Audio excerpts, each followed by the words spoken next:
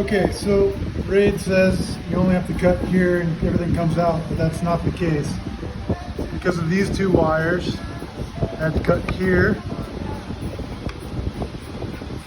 and down here, and now it's still stuck. So I gotta go through the dash basically. So just expect to ruin your kit, your stock piece.